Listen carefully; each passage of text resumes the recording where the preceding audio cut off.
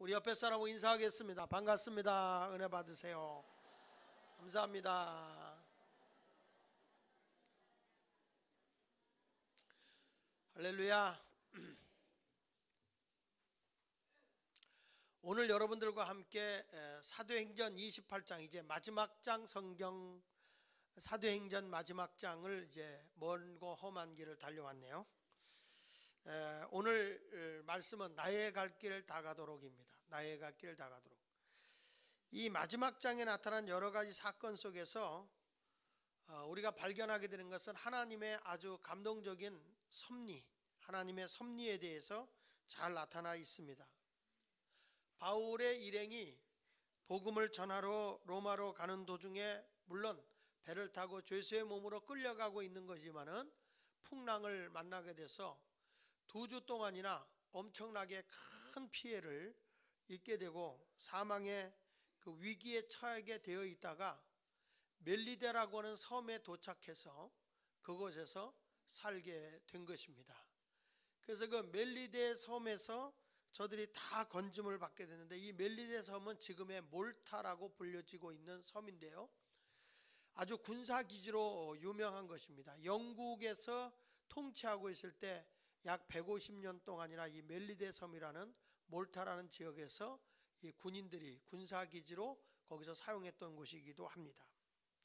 근데 이 멜리데 섬이라고 하는 것은 바울이 가고자 하는 이탈리아 로마의 바로 밑에 있는 섬이에요. 아주 가까운 곳입니다. 이곳에 바울이 로마로 가기를 원했는데 풍랑을 만나고 나서 엉뚱한 데로 갈 수 있었는데, 바로 하나님께서는 로마의 바로 밑에 있는 섬에 인도해 주셨다고 하는 것, 이것이 하나님의 섭리였습니다. 바울은 그동안에 복음을 전하다가 매도 맞고 감옥에 갇히고 말할 수 없는 고통을 당해요.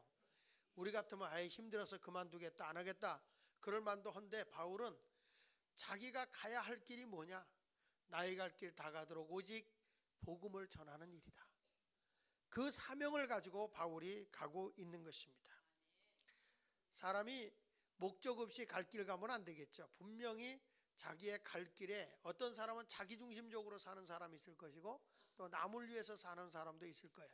근데 바울은 자기 이익을 위해서, 자기 영달을 위해서, 자기 명예를 위해서 가는 길이 아니라 오직 예수 그리스도를 전해서 모든 사람이 구원을 받고 하늘의 소망을 품고 살기를 원하는, 오직 영혼을 구원하는 것을 위해서 갈 길을 다 가는 사람이다, 이렇게 표현할 수 있습니다. 혹시 여러분들 가운데 영화를 오래전에 천국의 아이들이라는 영화를 보신 분이 있을 겁니다. 근데 그 천국의 아이들이라고 하는 그 영화 내용을 보면 이제 남매가 어머니 밑에서 같이 지내고 있죠. 하나는 알리고 하나는 자라예요. 근데 그 어머니가 이제 경제적인 사정이 좋지를 못해서 월세를 5개월간이나 못 내고 주인으로부터 많은 그 학대를 당해요. 근데 이 어머니가 몸에 병이 있어요. 디스크가 있어서 병원에 가서 치료를 받아야 되는데 경제적으로 너무 어렵다 보니까 치료도 변변히 받지 못하는 아주 극한 가정이죠. 거기다가 너무 가난하다 보니까 애들한테 신발도 못 사줘요. 그래가지고 큰애는 운동화가 있는데 둘째는 슬리퍼밖에 없거든요.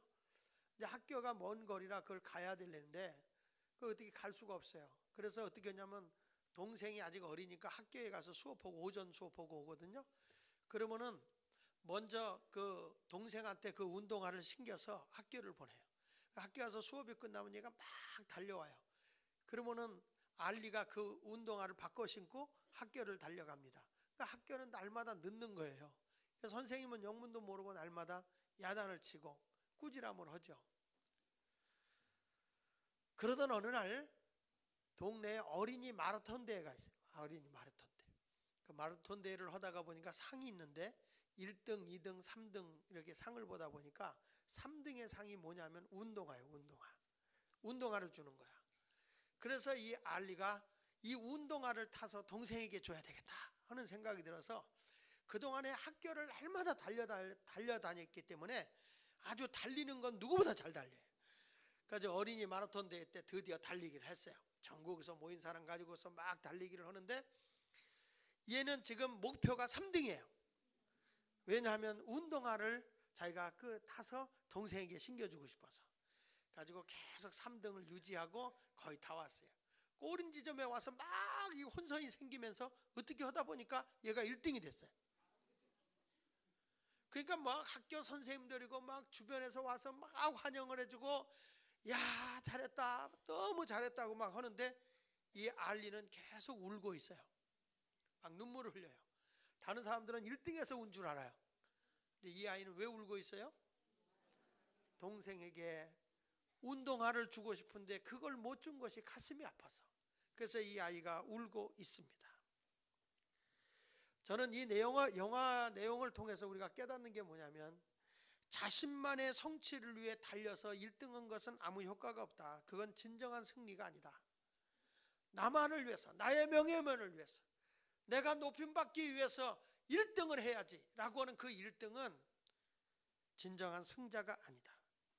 진정한 승자는 1등보다도 3등을 택해서 남을 배려하는 마음, 내가 3등을 해서 저에게 좀 신발을 주어서 함께 더불어 갈 수 있는 그런 삶을 살고 싶은 그런 알리의 모습이 아름다운 거죠. 바로 천국의 아이들은 어떤 아이들일까? 요즘에 사람들이 다 자기가 높아지고 자기만을 알아달라고 하는 세상 속에서 남을 헤아리지 못하고 살아가는 이 세상 속에서 진정으로 천국의 아이들은 누구냐? 내가 3등을 하더라도 남을 위해서 살아가는 것. 그것이 바로 천국의 아이들이다. 저는 오늘 사도 바울 얘기를 하면서 이분이 왜 그렇게 아름답고 그렇게 훌륭하게 사람들에게 인정을 받느냐?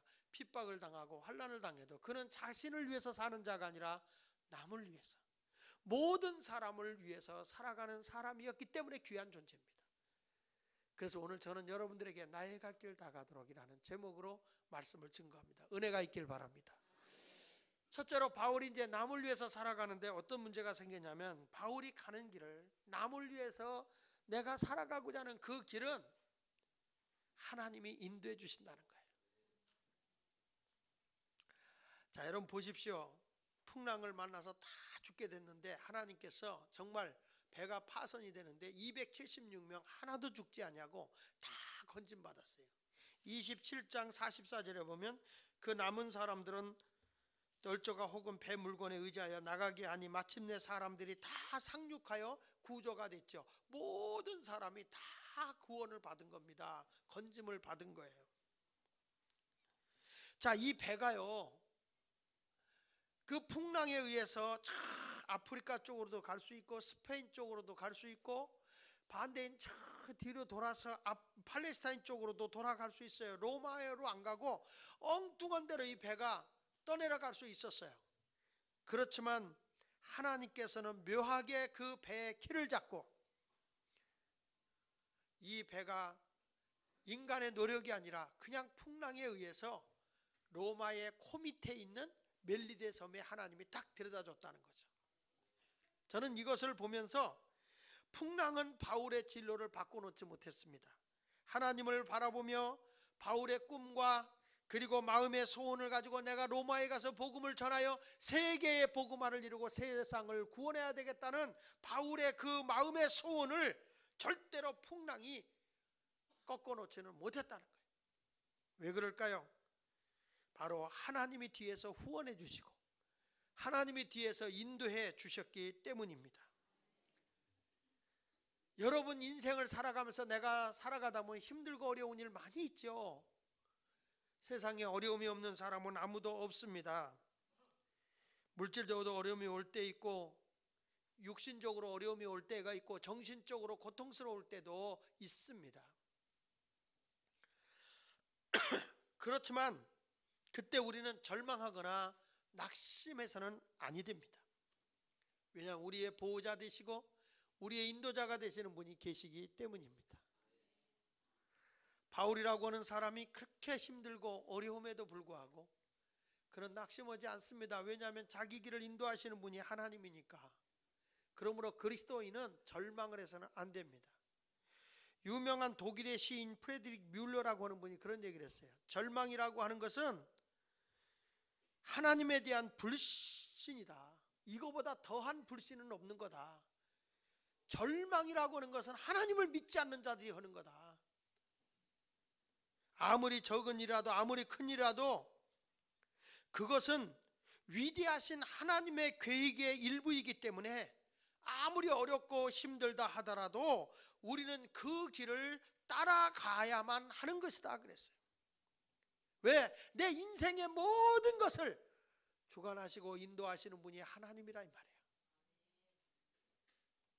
여러분, 힘들지 않고 살아가는 사람이 어디 있어요? 다 힘들죠. 저도 몇 번의 목사님을 만나봤더니 12월이 없었으면 좋겠다고 그래요. 교회들마다 너무 갈등이 심하고 어려움이 많으니까 12월이 없었으면 좋겠다. 저도 12월 달이 되면 막 어깨에 막 무거운 목을 진 누르는 것 같아요. 말할 수 없는 많은 내년을 준비하는 과정 속에서 갈등과 고민이 참 많아요. 어느 때는 12월 달을 어디로 도망가고 싶어요. 그렇지만 우리가 낙심하지 않는 것은 그런 환난 속에서 나를 인도하시는 분이 누구냐? 하나님이다 이 말이에요. 고대 의사 아레테우스라는 사람이 그런 얘기를 했습니다. 사람이 낙심하게 되면 몸이 마르고 흥분을 잘하며 불면증이 나타나게 되는데, 이 상태가 오래 지속되게 되면 그 사람은 계속 불평과 쓸데없는 걱정을 하다가 나중에 가서는 죽고 싶은 심경이 여기서 불에서 일어난다는 거예요. 그러니까 결국에는 사람이 낙심하게 되면 사람을 흥분시키고, 흥분시키다 보면 불면증이 오게 되고, 불면증이 오다 보면 계속 사사건건 원망하고 불평하게 되고, 그 다음은 모든 게 다 불평덩어리라. 에이, 이런 세상 살아서 뭐해? 그래가지고 죽고 싶은 마음이 거기서 탁 터져 나온다는 거예요. 그러니까 여러분, 우리가 낙심하지 않고 살아가는 게 귀한 일인 줄 아시기 바랍니다. 고린도후서 4장 7절 이하의 8절에 보면 우리가 이 보배를 질그릇에 가졌다. 바울이 한 얘기거든요. 나는 내 마음에 예수 그리스도라는 보배를 가졌다. 그래서 심히 큰 능력이 하나님께 있고 우리에게 있지 아니함을 나는 안다. 그러니까 우리가 사방으로 우겨싸임을 당해도 쌓이지 아니하고 답답한 일을 당해도 나는 낙심하지 않는다 그랬어요. 여러분, 인생을 살아가다 보면 나에게 정말 그 모든 사방으로 우겨싸임을 당하고 내가 어떻게 헤쳐나갈 길이 없은 그런 답답한 일을 만날 때가 있습니다. 그럴 때 여러분 뭐 해야 됩니까? 기도하라는 것입니다. 시편 107편 13절 이하에 이에 그들이 환난 중에 여호와께 부르짖음에 그들이 고통에서 구원하시되 흑암과 사망이 그늘에서 인도하여 내시고 그들의 얼거맨 줄을 끊으셨도다. 내가 하나님께 부르짖어 기도했더니 하나님이 나를 건져주는데, 고통에서 건져주는데 캄캄한 밤에서 사망의 그늘에서 나를 인도해내는데 꽁꽁 나를 묶어맨 줄을 하나님이 끊어버리듯이 끊어버려서 내 길을 열어준다는 거예요. 여러분, 사람이 살아가다 보면 왜 고통이 없어요? 왜 힘이 없어요? 다 있죠. 그걸 이기는 자가 복 있는 거죠. 어떤 분이 그러더라고요. 삶이 뭐냐? 삶이 사는 게 뭐냐? 어떤 사람이 삶 그러니까 삶은 사에다가 리을 미음이잖아요. 이걸 하면 사람이라는 뜻이라고 했어요. 그러니까 삶은 사람들이 모이는 게 삶이라는 거예요. 사람들이 모여 있는 게. 그래서 아기도 딱 출생하면서 엄마 아버지 가까운 사람 많이, 그게 삶이라는 거예요. 삶. 그래서 어느 친구가 날마다 담배 피고 술 마시고 이렇게 돌아다니니까 친구가 그랬대. 야, 넌 도대체 그걸 무슨 맛으로 그걸 먹고 피고 다니냐? 그렇게 그랬대. 그랬더니 자식아 먹어봐 인마, 이게 삶이야 그러더래요. 근데 그는 그 나름대로 자기 삶이겠죠. 어느 날 내가 동창회들 만났더니 날대로 그래. 목사 된 걸 알고, 야, 너는 술 담배도 못하고 무슨 재미로 사냐? 이 날대로 그래. 무슨 재미로? 여러분들 교회 다니고 술 담배 안 하면 친구들이 그러잖아. 너 무슨 재미로 사냐? 그러잖아요. 그래 뭐라 그래? 자식아 예수 믿어봐 인마. 너도 마 자식아 삶이 있어. 우리는 더 행복해. 너 술 퍼먹고 인마 아침에 일어나면 골이 터지게 아프지. 응? 이제는 담배 피는 것도 죄요. 이제 식당에서 담배도 못 피게 해놨어요. 여러분, 병원 바깥에서 펴도 걸리면 무조건 10만 원이야 이제는. 그러니까 전부 다 바깥에다가 이렇게 그 감옥 같은 데 만들고 거기가 들어가서 펴야 돼.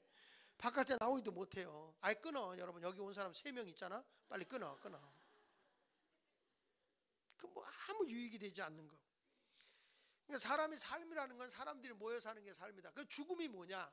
근데 제가 책 읽다 보니까 재밌게 표현했더라. 죽음이 뭐냐? 내쉬 쉼을 들이키지 못하는 게 죽음이다. 그랬어요. 정말 그런 것 같아요. 여러분 죽는 사람은 정말 숨을 내쉬고 죽어요. 그렇죠? 살 때는요, 아기가 살 때는 숨을 들이킵니다.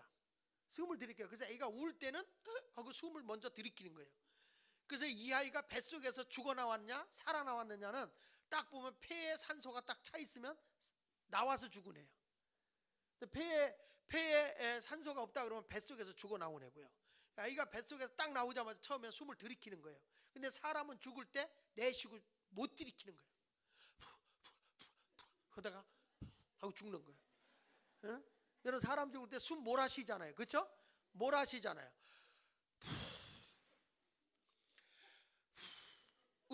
콕 죽는 거예요. 인생이란 간단한 것 같아요. 사람이요 정말 나약한 거예요. 내가 다 숨도 내쉬었다 내뱉었다 들으셨다 내뱉었다 들으셨다 했는데도 역시 내가 마지막에서는 그 호흡 하나로 산소를 하나 들이킬 수 없는 나약한 존재가 나라는 거야. 그래서 하이네라고 하는 이 사람이 히라브의 신을 섬기는 신이었는데 어느 날 루브르 박물관에 가서 비너스를 쳐다보는 거예요. 비너스는 아주 이렇게 여자 나신상인데 손발이 없잖아요. 그걸 보고 있는데 그 나신상에서 이 비너스가 이렇게 얘기를 하더래요. 자기에게 귀에 들리는데 너는 나에게 매달리는데 나는 너를 구할 힘이 없구나. 나는 팔이 없지 않냐? 너를 안아주고 싶은데 팔이 없어. 같이 울어주고 같이 슬퍼해줘도 너희들을 끌어 안아줄 수가 없네. 그때 하이네가 이런 말을 했다는 거예요. 인간이 못하는 것, 자신들이 못하는 것, 두 팔을 뻗어 우리를 끌어안는 분은 역시 여호와 하나님뿐이다. 여러분이 힘들고 어려울 때, 낙심할 때 나를 끌어안을 수 있는 분이 누구냐? 하나님밖에 없어. 그래서 여러분 우리가 살아가는데 가정은 굉장히 중요한 거예요. 어떤 분이 그렇게 얘기하잖아요. 가정을 때 집가자를 쓸 때는 벼슬간에다가 그 다음에 그 밑에 뭘 쓰냐면 희한해 사람이 잘 쓰는 게 아니고 돼지 시자를 써요. 돼지 시자. 그러니까 왜 집가자인데 왜 돼지가 갓을 썼냐 이 말이죠. 어? 그 의미가 뭘 의미하는 거냐 말이에요. 가정이라는 게. 그러니까 옛날에 사람이 살 때 이 가정에는 집에 무슨 일 있을 때 돼지 잡아서 제사 드리고 돼지 잡아서 뭔가 해드렸잖아요. 그러니까 이걸 한마디로 뭐라고 얘기냐면 가정은 굉장히 신성한 곳이라는 거예요. 신성한 곳. 여러분의 가정은 아무렇게 사는 데가 아니라는 거예요. 가정은 거룩한 곳이에요. 내가 우리 가정에 하나님을 모시고 살아가는 아름다운 것이 된다. 그보다 행복한 것은 없을 거라고 좀 보거든요. 그래서 여러분의 살아가는데 지금 내가 때로는 힘들고 답답하고 어려운 일을 만났을 때라도 여러분이나 저는 낙심하지 마시고요. 나를 인도하시는 분이 하나님인 걸 믿으시기 바랍니다. 그리고 성경에도 나오잖아요. 내가 답답한 일을 당해도 낙심하지 말라는 거예요. 답답하다는 게 뭐예요? 길이 보이지 않는 절망을 얘기하는 거예요. 근데 성경에 누가복음 18장에 보면 낙심하지 말고 항상 기도하라는 겁니다. 따라합시다. 항상 기도하고 낙심하지 마라. 빌립보서 4장 6절에 보면 아무것도 염려하지 말고 기도와 간구로 너희 구할 것을 하나님께 아뢰라. 그리하면 평강이 하나님께서 너희 마음과 생각을 지켜준다 그랬거든요. 그러니까 여러분들이 지금 내가 막 답답한 일 만나 속상한 일 만나죠. 누구한테 가서 하소연하고 넋두리 해도 아무도 나를 도와줄 자가 없어요. 오히려 사람 피해가요. 속상한 일 있고 문제 있을 때 사람 찾아가 나 좀 도와주세요 그러면 짐 된다고 도망가요. 근데 그래도 찾아오라는 분이 계세요. 하나님밖에 없어요. 환난이 왔느냐 나를 찾으라 그러잖아요. 내가 너를 도와주리라 그랬어요. 할렐루야. 맷데르 링크라고 하는 사람이 쓴 책 가운데 파랑새라는 책을 썼잖아요. 근데 그분이 맷데르 링크라는 분이 유명한 말 남기잖아요. 자기가 힘들고 어려울 때 한번 따라합시다. 운명아 비켜라. 내가 나아간다. 여러분처럼 맥할머리 없다가는 아무것도 못하는 거예요. 내가 가는 길 힘들어도 이게 내 운명이라면, 이것이 내 팔자라면, 운명아 비켜라, 내가 간다. 기독교는요, 운명 팔자를 고쳐놓는 거예요. 뭐 운이, 운수신, 운이 그래, 내 운명이야, 내 팔자야. 기독교는 팔자 없어요. 다 십자가예요. 다 더해주는 거예요. 운명을 바꿔놓고 가는 거예요. 개척하고 나가면서 그 일을 이루어 나가는 게 그리스도인이지, 내 운명이래, 이게 다래. 그러니까 여기서 그 파랑새를 쓴 맷데르 링크라는 사람이 한 말처럼, 운명아 비켜라, 내가 나아간다. 지금 힘들어도 여러분 헤쳐나가는 거예요. 뚫고 나가는 거예요. 내가 며칠 전에 우연히 그 영어 TV, 영어 이렇게 하는 걸 좀 특강, 청소년들 특강하는 걸 제가 들었어요. 근데 누가 그때 나오냐면 코미디언 가운데 김영철이라는 친구가 나오더라고요. 근데 이 김영철이라는 친구가 굉장히 영어를 잘하는 거예요. 근데 이 친구가 영어를 그렇게 잘하는 애가 아니거든요. 수다는 잘 떨어도 말도 빠르고 막 하는 친구예요. 근데 자기가 더 이상 이렇게 앞날에 진로가 보이질 않더래요. 코미디언하고 하는 게 더 이상 진로가 안 보이더래. 그래서 이 사람이 뭘 했냐면은, 내가 영어를 좀 해야 되겠다. 그래서 2003년도부터 이 사람이 영어를 한 거예요.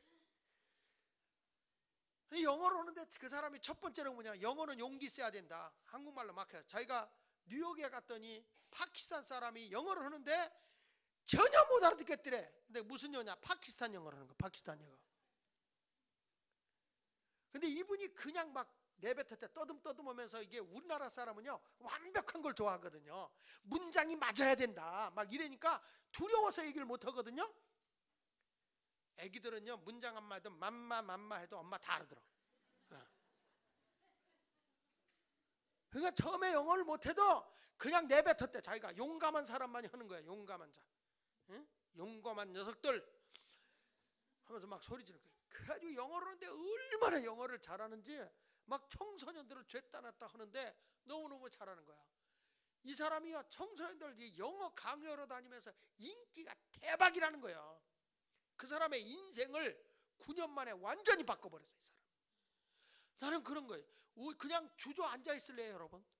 내 인생이 요거니까 난 여기 있을래요? 그런 사람이 어떻게 여러분 세상을 이겨나갑니까? 나의 갈 길 다 가도록 주저앉아 있는 사람이 돼서는 안 된다는 거예요. 뭔가 새로운 걸 향해서 도전해보고 또 도전해보고 해보는 거죠. 코미디언, 난 그래서 그 친구를 보면서 저 친구 참 대단한 친구구나. 한국말 하면은 다 외국말도 할 줄 알거든요. 애기들은요 지들끼리 놀아놓으면 금방 다른 나라 말 서로 지들끼리 해요. 뭔지도 몰라. 그래도 막 해요. 해대요. 금방 말 배워요. 어른들은요 창피할까봐 말을 못해요. 그냥 해. 더듬더듬 막 바디 랭귀지 막 갔어요. 제 집사람도 미국에 처음에 갔는데 배터리를 사러 갔대. 배터리 달라고 그러니까 못 알아듣더래. 배터리. 미국에서 배터리가 뭐야 배터리가. 그러니까 막 그냥 뭐라 하는데 막 그냥 계속 뭐야. 그러니까 우리 시절에 배터리 뭐 하여튼 별걸 다 해도 못 알아듣더라는 거예요.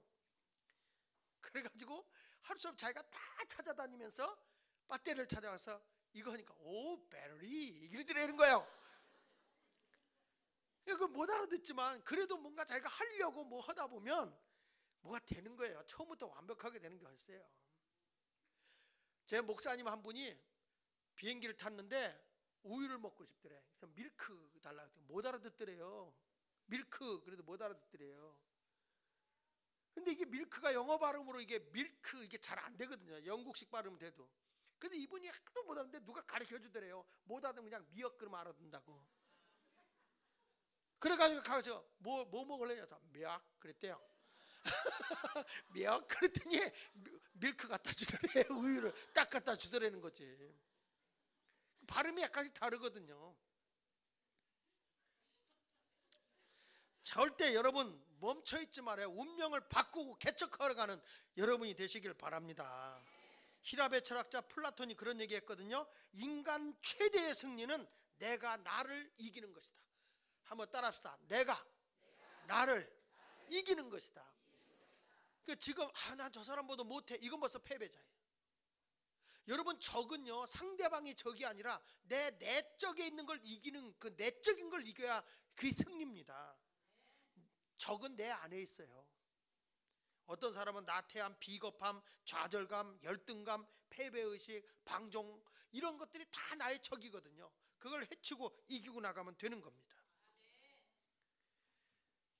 그래서 그 토스토예프스키라고 하는 분은 이런 얘기를 했거든요. 사람에게 가장 중요한 것은 실패했다고 낙심하지 않는 일이며 성공했다고 해서 기뻐 날뛰지 않는 일이다. 아이고, 교인들도 보면요, 조금 무슨 말 한마디만 들으면 퍽퍽 그래가지고 퍽퍽 이러고 있는 사람이 있어요. 사람이요 실패했다고 낙심하지 말아요. 사람이 하다가 실패하면 그만큼 또 경험을 쌓은 거야.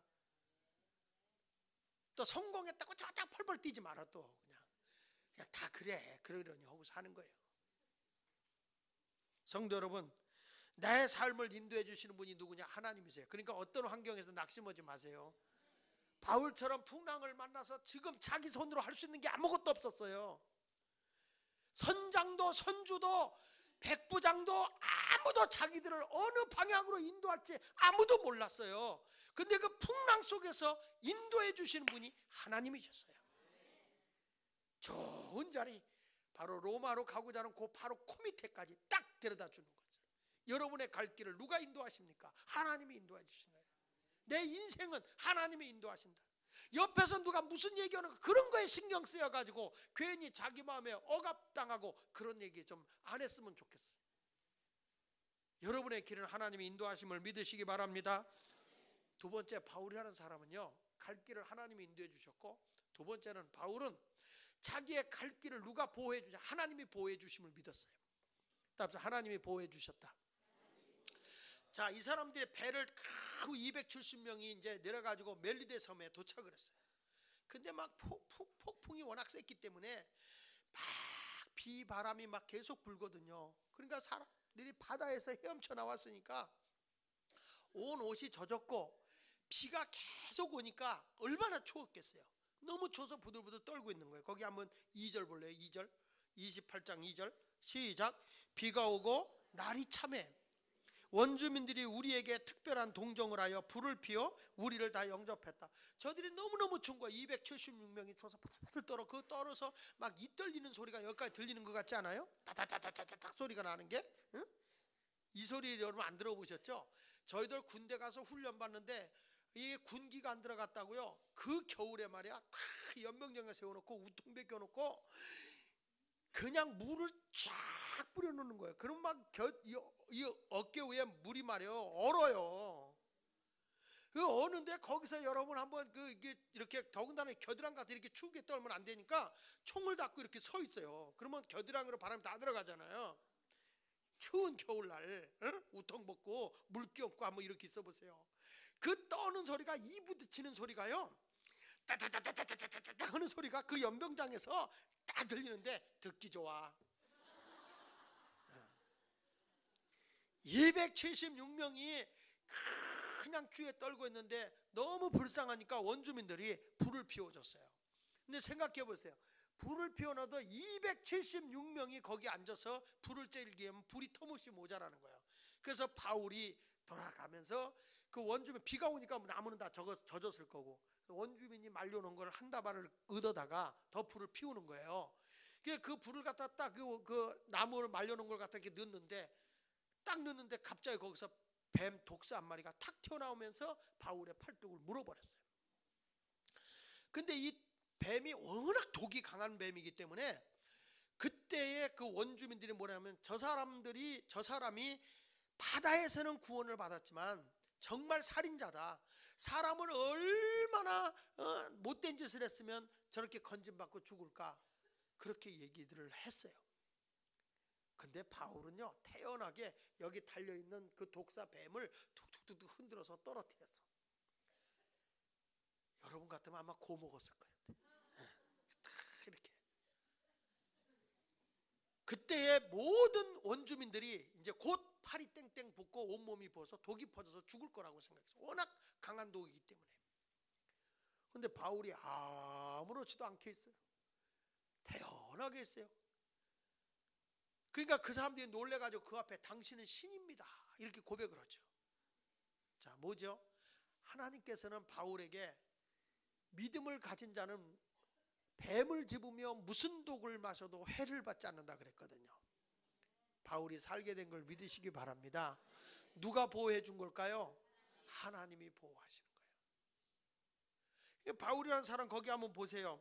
5절에 보면 5절에 바울이 그 짐승을 불에 떨어버림에 조금도 상함이 없더라. 그들은 그가 붙든지 혹은 갑자기 쓰러져 죽을 줄을 기다렸다가 오래 기다려도 그에게 아무 이상이 없음을 보고 돌이켜 생각하여 말하되 그를 신이라 하더라. 더 인정받게 된 줄로 믿습니다.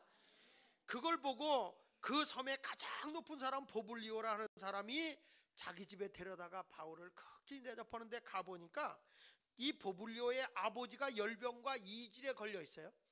그래서 바울이 그를 들어가서 그에게 기도해줘서 그 병을 고쳐줬어. 병든 자에게 손을 얹은 적 나음을 얻는다 그랬거든요. 예수 이름으로 손을 얹고 기도했더니 병이 낫습니다. 이름으로 성 가운데 다른 병든 사람들이 와서 다 고침을 받았어요. 자, 무엇을 이루어진 겁니까? 믿음의 사람은요, 하나님이 보호해 주신다는 걸 말해주고 있습니다. 마가복음 16장 17절 18절에 믿는 자들에게는 이런 표적이 따르리니, 그랬어요. 증거가 따르리니 저희가 내 이름으로 귀신을 쫓아내며. 여러분, 자꾸 나를요, 귀신이 무슨 짓 하는지 아세요? 하나님의 말씀에 불순종하게 하고요, 하나님의 뜻에 어긋나게 하는 게 귀신이 하는 일이에요. 그러니까 자꾸 나를 죽이고 빼앗고 멸망시키고 하나님에게서 멀게 하려고 그러거든요. 사탄아 물러가라, 귀신에 물러가라, 이렇게 쫓아버려야 돼. 교회 왔는데 딱 와서 뱀이 여러분을 물어요. 딱 요 목장에 들어갔어요. 다발 펴놓고 따뜻하게 저 은혜를 받으려고 했더니 그 안에 뱀이 있어. 딱 무는 거예요. 마귀가 내 신앙을. 그래도 이런 소리 저런 소리 다 들어도요, 주여 하고 털어버리세요. 그거 내가 그걸 먹고 해를 입어서 신앙이 마이너스 되면 안 됩니다. 그 신앙을 극복하고 일어나야 되는 겁니다. 믿음을 이겨야죠. 별소리 다 들리죠. 교회 뭐 에덴 동산에도 있었는데 하나님 말, 사람의 말, 이 사단의 말도 있는 것처럼 교회 안에 가보면 자꾸 신앙을 떨어뜨리는 말만 해주는 사람이 있다니까요. 괜히 말이야, 목사님 알지도 못하면서 목사님이 어쩌고 그래. 어쩐지 목사님 요즘에 눈치가 달라 막 이렇게 해가지고 시험 들게 해버리거든요. 근데 여러분, 목사하고 관계성이 안 좋으면 무슨 일이 생깁니까? 믿음은 들음에서 나고 들음은 그리스도의 말씀으로 되는데, 목사가 아무리 말씀을 해도 벌써 금이 가버리면 말씀이 내게 안 와요. 그럼 믿음이 안 자란단 말이야. 불평만 생기죠. 자꾸 나의 영혼을 이렇게 물게 하면요, 주여 하고 떨어버리세요. 해를 입으면 안 됩니다. 귀신을 예수 이름으로 물러가라 그래야 돼.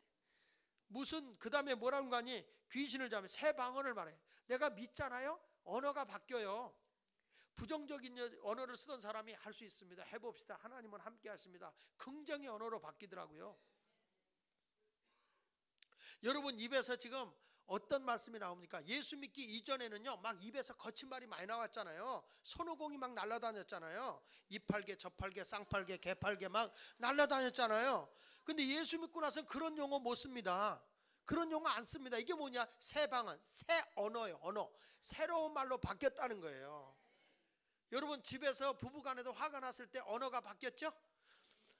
옛날 언어 그대로 써? 야, 해요? 어? 이거 아니죠. 그러니까 내가 예수 믿으면 새 방언을 말해요. 새 방언. 막 소망의 말, 희망찬 말, 긍정적인 말, 다른 사람에게 꿈을 주는 말. 이 사람 보면 저 사람 언어가 바뀌었다. 새 방언을 말. 이게 중요한 거예요. 그러니까 믿는 사람은 귀신을 쫓아내고 새 방언을 말하고, 그 다음에 뱀을 들어 올려. 뱀을 집어 올린다. 그러니까 또 오늘부터 땅꾼이 되라는 얘기 아니에요. 응? 벌써 이게 잘못된 거, 사탄의 거, 이거 다 알아낸다는 거죠. 그 다음에 무슨 독을 마셔도 해를 받지 않아요. 막 어떤 사람 막 별 얘기 다 해요. 그러면 그제부터 그래, 내가 원래 그래, 좀 부족해. 어떤 분이 막 목사에 대해서 험담을 하잖아요. 그래, 그래서 내가 목사님 허물을 가려줘야 돼, 바지저고리가 돼야 돼. 이런 무슨 독을 안 마시는 거예요. 이게 누가 막 험담하잖아. 그래, 내 그럴 줄 알았어. 목사님들이 다 도둑놈의 새끼들이야 다. 막 이러면서 막 독을 먹어. 진짜 무슨 독을 마셔도 해를 입지 않아야 되는데 독을 먹어버리면 내 신앙이 죽어버린다니까요. 무슨 독을 마셔도 해를 받지 않냐며 그랬어요. 병든 사람에게 손을 얹으면 낫는 거예요. 이게 믿음의 사람이라고요. 바울은 그랬습니다. 멜리데 섬에서 그렇게 위험을 만나도 자기가 죽지 않은 게 왜 그러냐? 하나님이 보호해줘서 그래요. 보호해줘서. 할렐루야. 오늘날도 이 아프리카 우리 한국의 선교사들이 밀림지대에 선교하러 많이 가거든요. 밀림지대 선교하러 가다가 보면 그 독사나 코브라한테 물리는 경우가 많이 있대요. 그래서 죽는 분도 물론 있지만은 대부분의 선교사들이 그런 일 당해도 하나님이 정말 처방을 쓰지 않는데도 놀랍게 살려준다는 거예요. 어느 때는 열도 났다가도 하나님이 회복을 시켜준다는 거예요. 스스로 독을 이기게 해주신다는 거예요. 지금도 그런 일이 많이 있잖아요. 그래서 그 전도협회 VIP에서 쓴 책 가운데 있잖아요. 예수전도단에서 쓴 책 가운데서 그 책에 보면 재밌는 거 있잖아요. 선교사가 거기서 선교를 하다가 그 파편에 맞아가지고 다리 한 짝을 잃어버려요. 그래서 미국에 와가지고 그 의족이죠, 의족을 해가지고 다리를 해가지고 이제 신발을 거기까지 이렇게 묶어줘서 이제 다시 아프리카에 가서 선교를 하는 거예요. 그런데 어느 날 이 예수전도단에 거기 가서 전도를 하러 가서 전도를 하는데 보니까 구두가 의족으로 된 구두가 다 나달나달 된 거예요. 나달나달. 그래가지고 뭐라고 하니? 아유, 저 구두를 좀 바꿔줬으면 좋겠다 하는데 성령님이 이 예수전도단한테 뭐라고 하니? 구두를 하나 사다가 바꿔주라고 그래, 구두를.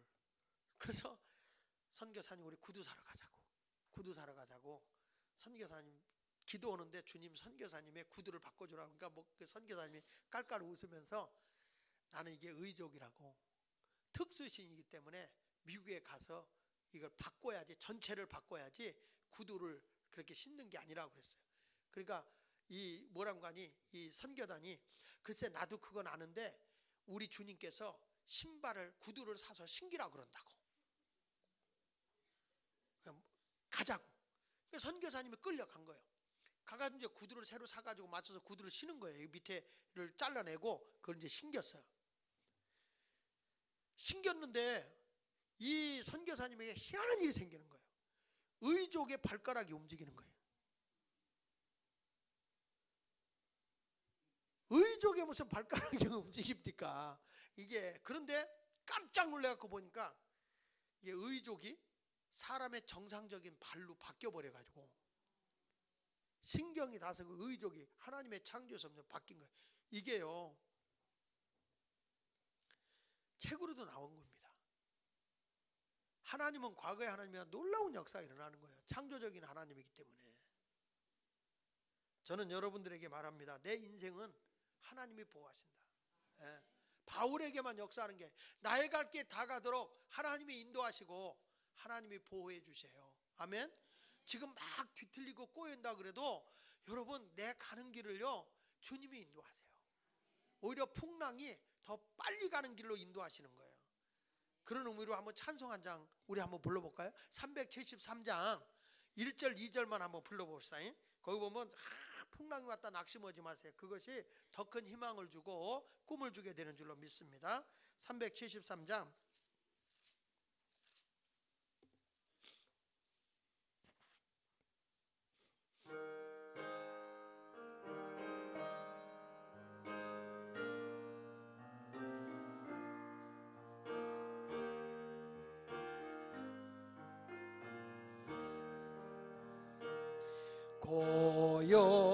고요한 바다로 저 천국 향할 때 주 내게 순봉 주시니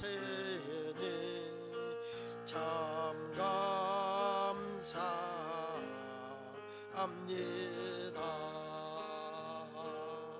큰 물결이 일어나 나 쉬지 못하나 이 풍랑을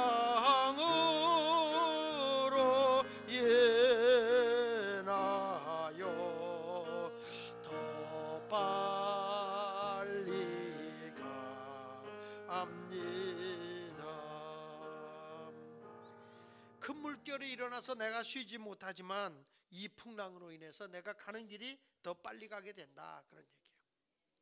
그러니까 여러분들도 신앙생활 하면서 나를 인도하시고 나를 보호하시는 분이 하나님이세요. 절대 낙심하지 말고 좌절하지 말고 승리의 삶을 살아가기를 바랍니다.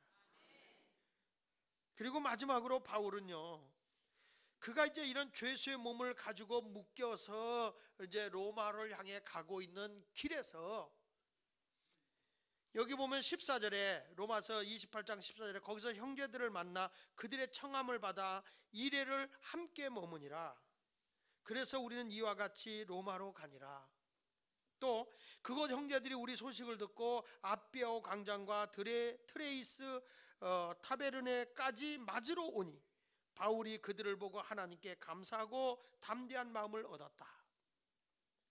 여러분, 바울이 복음을 전하기 위해서 로마로 가는데 이미 복음은 로마 근방에까지 다 복음이 전해졌어요.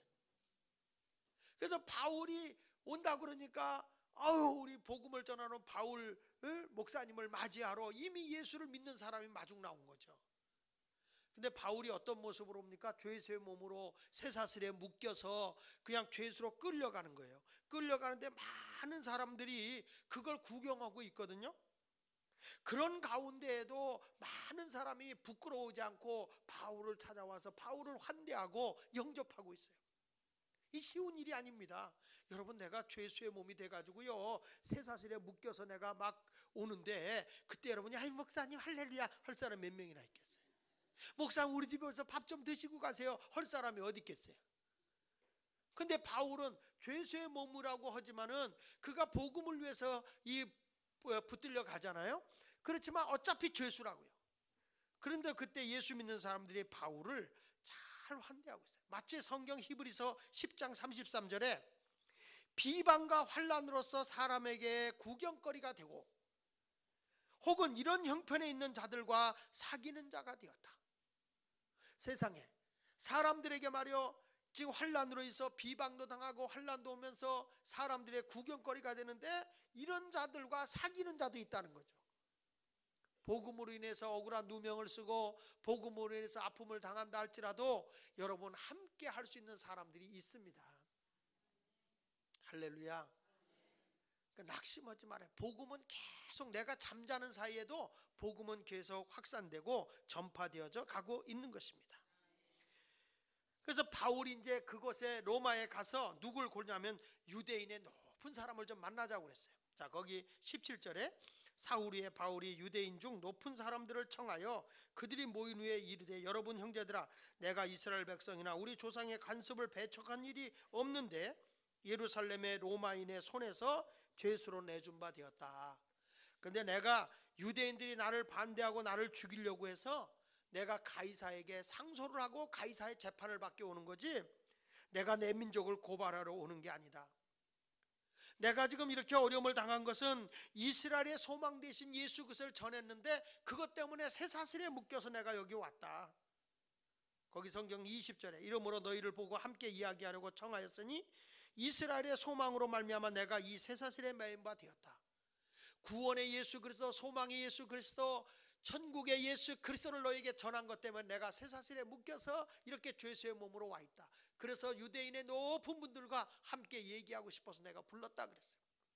그때 그 유대인들이 뭐라고 하는 건 22절에 이렇게 말합니다. 같이 읽어볼게요. 22절이요 시작. 이에 우리가 너의 사상이 어떠한가 듣고자 하니 이 파에 대하여는 어디서든지 반대받을 줄을 알기 때문이다. 그러니까 이 바울이 복음을 전할 때마다 반대하는 세력이 강한 거예요. 도대체 내가 무슨 복음을 전하는 데가 알고 싶다. 한번 얘기 좀 해봐라. 그래서 많은 사람이 23절에 보니까 많은 사람이 왔어요. 바울이 강론에서 뭘 증거했느냐? 성경대로 하나님 나라를 증거하고 예수 그리스도를 증거했어요. 거기 31절에도 한번 볼까요? 시작. 하나님의 나라를 전파하며 주 예수 그리스도에 관한 모든 것을 담대히 거침없이 전했다. 그러니까 바울이 전한 게 뭐예요? 예수 믿고 구원받으라는 예수 그리스도를 전하는 것도 있지만은 그것과 예수 믿는 사람이 이 땅에 하나님의 나라를 건설하는 것, 마치 누가복음 4장 18절로 19절에 있는 내용이잖아요.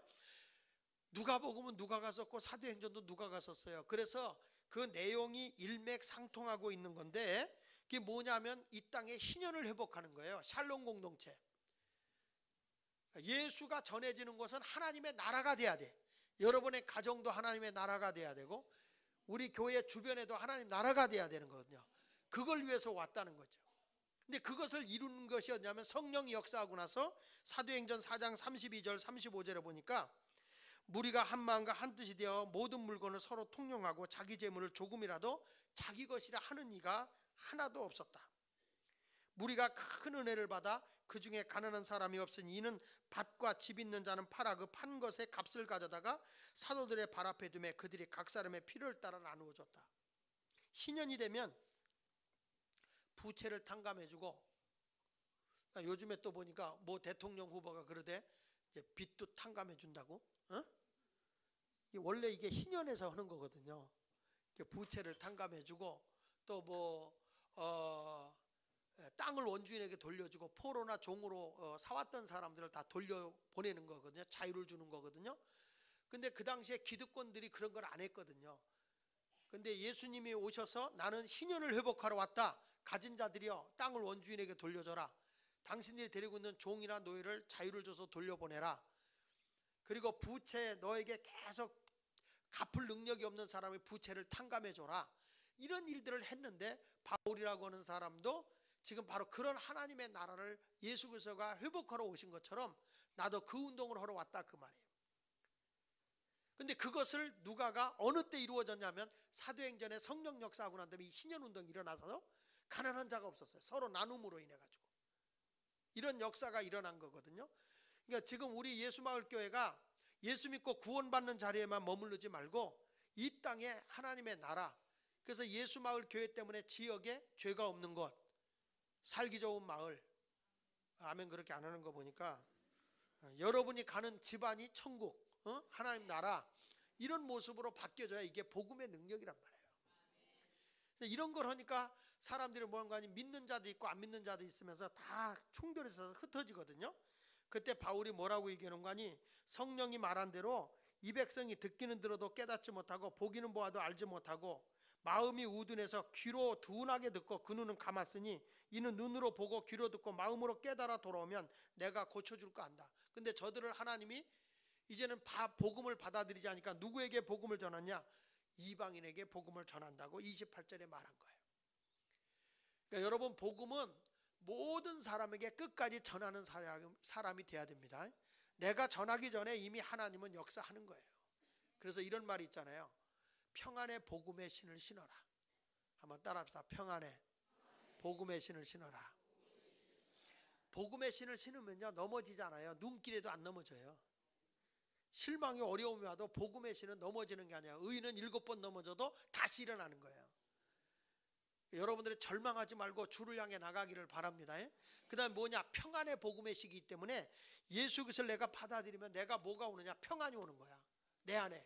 근데 나만 평안이 오는 게 아니라 이것이 나로 인해서 평화를 만들어내야 되는 거예요. 예수 믿고 나 평안해졌어. 그거는 개인적이잖아요. 이제는 그게 바깥으로 표출돼서 평화를 만드는 사람. 그게 그리스도인의 존재 가치라는 거예요. 존재 가치. 내가 있음으로 세상이 바뀌어지는 거죠. 자, 여러분 엄마가 집에 없어 보세요. 얼마나 집안 살림 엉망되고 애들 관리 어떻게 하겠어요. 그러니까 집안에 엄마가 있음으로 살림도 잘 되고 온 가족이 건강하고 애들도 잘 돌봐주고 이게 존재 가치야. 있음으로써 행복해지는 거. 왜 얼굴들이 다 그렇지? 응? 응. 아빠로서의 존재 가치 딱 바로 해서 집안 살림도 경제적인 것도 책임지고 아빠로서의 존재 가치가 있어야지. 아빠가 있으나 마나 어떤 사람 그러잖아요. 저 아빠 없어졌으면 좋겠다. 이 존재 가치를 상실해 버리면 그런 거죠. 근데 이 교회라고 하는 존재가 32년 동안 예수마을교회라는 이 존재 가치가 이 동네에 있으면서 뭘 했냐는 거죠. 가치가 있는 교회가 돼야 된다는 거죠. 지역을 변화시키고 여러분 자신이 있음으로써 내가 뭐가 우리 가정에 어떤 변화가 일어나고 있느냐. 존재 가치가 굉장히 중요한 거예요. 집안에 그러니까 여러분 실망하지 말고 열심히 다니는데 아이들이 말이죠. 아이들이 자라는 과정에서 하루에 애들이 움직이는 게 약 4.3km를 돌아다닌대요. 애기들이. 그러니까 애기들이 집안에 가만히 있는 거는 그건 큰일 나는 거예요. 애들이 막 올라갔다 내려갔다 뛰었다 막 이러는 거예요. 4.3km. 이게 4.3km가 얼마나 되는 거냐? 여러분 이 걸음 많이 걸려고 사람들이 여기다가 그 걸음 그 만보기 체크하잖아요. 근데 이 4.3km를 걸으려면 약 13,000보를 걸어야 되는 거예요. 13,000보. 그러니까 여러분들이 하루에 2,000보도 못 걷잖아. 얼마나 안 걷는 거예요. 그러니까 애기들은요 하루에 4.3km를 들고 뛴대. 그러니까 우리 교회 애들은 더 뛸 거예요. 우리 교회 애들은 진짜 많이 뛰거든요. 감사할 일이죠. 그리고 아기들이요 하루에 어린애기들이 몇 번 넘어지냐면 103번 넘어진대요. 하루에 102번 넘어진대. 102번 넘어지는 걸 보니까 애가 깨어있는 시간과 잠자는 시간 빼고 깨어있는 시간만 체크해 보니까 3분마다 한 번씩 자빠진다는구만. 애들이 가다가 넘어지고 부딪히고 뭐 쓰러지고 막 그런다는 거예요. 그런데도 이 아이들이 말이죠, 에이 나 이제 쓰러지는 거 안 일어날 거야, 이런 애는 아무도 없다는 거예요. 또 일어나고 넘어져도 또 일어나고 자빠져도 또 뛰고 그런다는 거죠. 왜? 그게 자기의 삶의 가치니까. 우리 예수 믿는 사람도 똑같아요. 가다 보면 이런 사람 만나고 저런 사람 만나고 넘어지기도 하고 부딪히기도 하고 그런단 말이야. 그렇다고 해서 에이씨 안 해 이러지 말라는 거야. 다시 일어나야죠. 너무 조급하지 말아요. 애기들도 애기 서서히 자빠졌다 일어났다 하면서 크는 거예요. 동물학자가 조사해 보니까 맹수들이 사냥을 해서 순한 짐승을 공격하잖아요. 한 번 공격해서 몇 번이나 성공하는가 조사해 봤더니 5% 성공한대. 5%. 그러니까 100번을 공격하면 5번 성공이고 95번이 실패라는 거예요. 아니 그 호랑이 오고 거시기 그 사자하고 이런 것들이 공격을 하는데, 생각을 해보세요. 이걸 공격을 하는데 어떻게 이거를 놓치냔 말이에요. 근데 번번이 놓친대요. 왜 놓칠까요? 왜 놓칠까요?